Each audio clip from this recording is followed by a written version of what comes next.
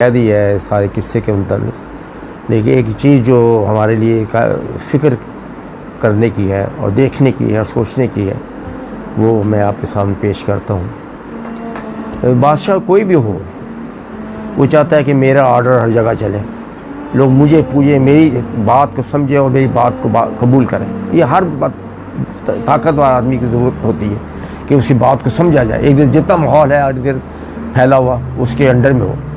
तो ये अब्राहम भी वहाँ का बादशाह था, यमन का। वो तजारती मरकज़ था, खुशहाल लोग थे, बहुत बड़ी क़ुव्वत थी, बड़ी सल्तनत थी वो।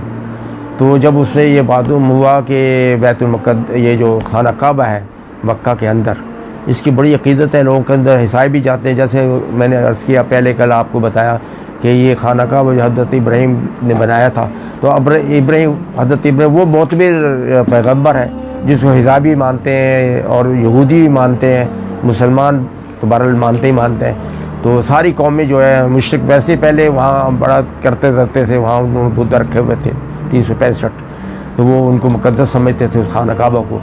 तो इस तरह दुनिया की मरकज़ जो था, अक़ीदत का मरकज़, वो खाना काबा बना हुआ था। तो अब्राहम को जब ये पता चला कि खाना काबा बड़ा अक़ीदत का मरकज़ है लोगों के लिए, और ईसाई भी जा रहे हैं, यहूदी भी वहाँ जाते हैं अक़ीदत के लिए, और वहाँ मुशरिकीन मक्का तो वहाँ ऑलरेडी रहते हैं और वहाँ उन्होंने बुत सजा रखे हैं और उनकी पूजा करते हैं उस जगह।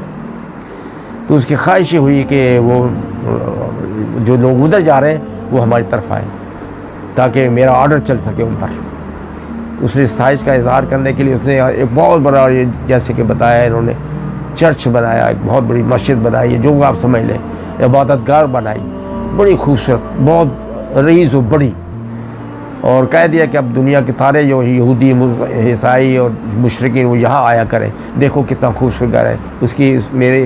उसकी खाना काबा की क्या अहमियत है इस बड़े खूबसूरत घर के मुकाबले। लेकिन भारत क्योंकि अल्लाह का वो मुक़द्दस मुकाम है, इब्राहीम का बनाया हुआ है, उसकी दौड़ उसके साथ शामिल है, तो अक़ीदत बहरहाल वो ना तोड़ सका। और उसी तरह लोग हज़ारों की तादाद में वहाँ मक्का अपनी अक़ीदत का इज़हार करने के लिए हर साल जमा होते थे। तो जब उसको ये मालूम हुआ कि मेरे सारे कोशिशों के बावजूद ये सारी चीज़ें नहीं मिट सकी, तो उसने ये ख्वाहिश अपनी इज़हार किया कि मैं अब इसको, पहले तो गुस्सा से उसको इतला दी कि मैं अब मटाने आ रहा हूँ, फिर उसके बाद चढ़ दौड़ा टैंकों के साथ। आज टैंक समझ लो, हाथी जो सबसे बड़ी क़ुव्वत होती है दुश्मन की उन दिनों, वो हाथी होता था। हाथी बहुत मजबूत जानवर है, वो टक्कर लगाए तो ये दीवारें और मकान और दरख्त गिरा देता है, इतनी क़ुव्वत अल्लाह ने उसको दी, इतनी चर्बी और इतना मजबूत जिस्म होता है उसका। जैसे इन्होंने बताया कि उसका ख्याल था कि मैं ज़ंजीरें डाल कर तो खींच लूँगा और गिरा दूँगा खाना काबा को, लेकिन अल्लाह का वो मकाम इब्राहीम का वो बनाया हुआ, और उसके बाद इस पर हज़रत आदम और हज़ारों के सजदे वहाँ नबियों के हुए हुए, और अल्लाह का ख़ास डायरेक्शन के तौर पर वो बनाया गया, उसके कहने पर फरिश्तों ने पहले बनाया था। तो ये कैसे मुमकिन था कि अल्लाह उसकी क़ुव्वत के सामने कोई और भी उसको ज़ेर कर सके, ये मुमकिन नहीं था। तो वहाँ फिर अल्लाह ने अपने इज़हार बता दिया कि देखो मेरी क़ुव्वत क्या है। देखते ही देखते जो है ना, वो टैंक जो आए थे वहाँ उसको मटाने के लिए, उसको गिराने के लिए, ख़त्म करने के लिए, उसको जानवर है जो परिंदा कहते हैं, छोटा सा बाबील, झुंड के झुंड आए। आप अंदाज़ा करें एक चिड़िया या एक जो कबूतर है या एक परिंदा है, वो कितना वज़न उठा सकता है, कितना मोटा चीज़ वो अपनी चोंच पे ले सकता है। बहरहाल वो अल्लाह जिसको चाहे जो उस ताकत दे दे।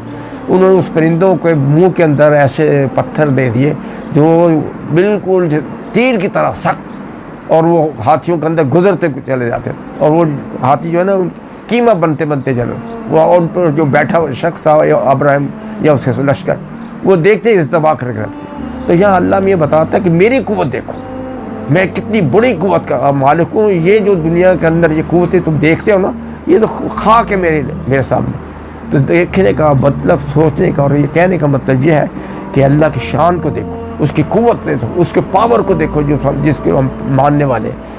तो वो सुप्रीम ताकत है, जिससे चाहे जब चाहे जो चाहे काम ले ले। ये उसके अंदर एक अल्लाह ने अपने अंदर एक क़ुव्वत रखी कि जिसको चाहे, जिससे चाहे वो काम ले ले। मामूली सी चिड़िया के साथ उसने ऐसा इंजाम कर दिया उस हाथी वालों का, टैंक वालों का, कि आज तक वो इबरत का सामान बनेगा हमारे लिए। तो देखने की बात है, जिनको हम मानते हैं अल्लाह, वो बड़ी क़ुव्वतों का मालिक, हमें उसी पर भरोसा करें, ज़िंदगी का हर काम पर उस पर भरोसा। जब कभी मदद के लिए हम पुकारें उसी रब को माने जो इतनी बड़ी ताकतों का माने। अल्लाह मियाँ से हमें दुआ है कि अल्लाह मियाँ ये जो सूरह फील है हमें जो सबक देती है कि सुप्रीम ताकत हमारी कमांड कर रही है, सुप्रीम पावर हमें देख रही है, वो हमारी मदद के लिए तैयार है, तो हमें किसी और की तरफ देखने की ज़रूरत नहीं है। और ना मुसलमान को ये चाहिए जब कभी भी मुश्किल आए उसकी तरफ जाए, जब कभी खुशहाल आई उसकी तरफ झुक जाए कि तेरी तरफ से परवरदिगार में मदद आई है तो ये मैंने खुशहाली देखी है। तो अल्लाह से दुआ है कि अल्लाह मियाँ हमें इससे ये सबक हासिल करने की तौफीक है जो असल में मकसद है इस सूरह फील का हमें कहने का। जज़ाकुमुल्लाह।